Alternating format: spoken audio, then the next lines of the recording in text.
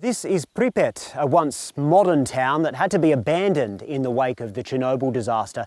And this is the rather grim-looking Ferris wheel. It was built as part of what was meant to be an exciting new fairground attraction to entertain the workers of the Chernobyl plant and their families. There's another pretty grim-looking ride over there. This whole area was in what was a very tightly controlled exclusion zone following the 1986 disaster. But when the Russians came through this Chernobyl area, all the rules went out the window. Their behaviour was illogical, so we were very worried about what could happen. This is Chernobyl, a nuclear power plant that should be taken seriously. It's dangerous.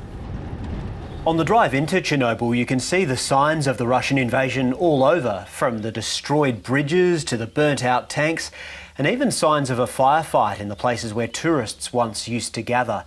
And then when you get closer to the reactor, you can see things like abandoned Russian vehicles, which they left behind as they fled back into Belarus.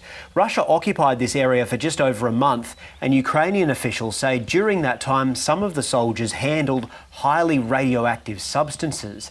They mostly kept out of Pripyat. There's obviously not much here for them, but they did head into the town of Chernobyl itself, trashing cars and looting buildings there. One of the most dangerous things that they did was drive into the highly contaminated red forest, and nearby they started digging trenches. We went and saw just how much earth they've turned over. Now, international experts have taken readings here, and while they are elevated, they say they're still within safe limits. But people here are still amazed the soldiers went digging around one of the most contaminated places on Earth. These occupying soldiers could have received a high dose of radiation on their bodies, which will give them health problems for the rest of their lives. So their lifespan will depend on how long they have spent in these trenches. The International Atomic Energy Agency says despite Russia's occupation here at Chernobyl, there hasn't been a major deterioration in the radiation situation here.